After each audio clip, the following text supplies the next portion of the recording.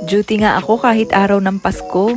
At right after nga ng duty ko, dumiretso na ako dito magpa-check up dahil sobrang sakit na ng lalamunan ko at dahil dire-diretso na rin ang ubo ko. At nung palabas nga ako ng clinic, meron ako nakitang karton na may mga kalendaryo, pinapamigay pala nila ng libre. Sumakto pa talaga sa araw ng Pasko yung pagkulimlim ng panahon at pag-ulan, kaya lalong nakakalungkot. Dumiretso na nga rin ako sa pharmacy para kumuha ng mga gamot ko at bumili ako nitong corn potassium para magpainit ng katawan ko. Ito nga ang favorite ko kapag winter kasi warm siya tapos meron siyang buo-buong corn sa loob. Tapos dumiretso na ako sa Pizza Hut para maka-order na. 5 PM pa lang yan pero nung umorder ako, ang sabi ang pick up daw 7:10 PM na.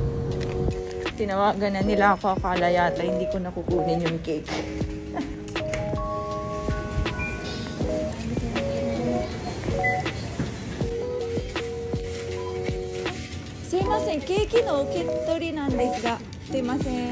Bali, itong ang cake na to ay in-order ko days before. Ngayon ko lang in-schedule yung pick up.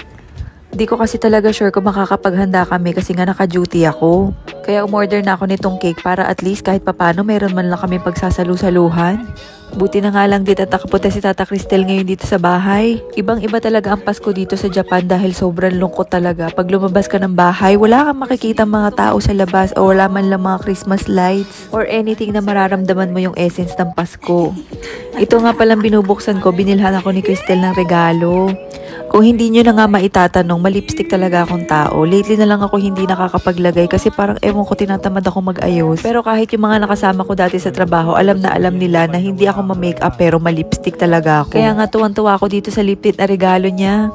Tapos meron nga rin siyang dalang regalo para sa mga bata.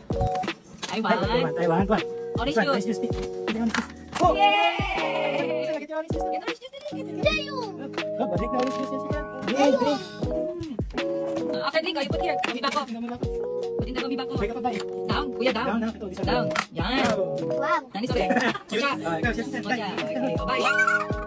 Bye, juice. Chelsea muna, kuya. Oh, sports drink. Wow, very good.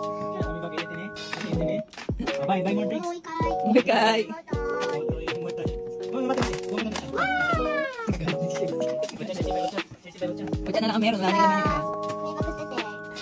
Sobrang cute nga nitong vending machine toy na to, pati nga kami nag-enjoy din maglaro eh.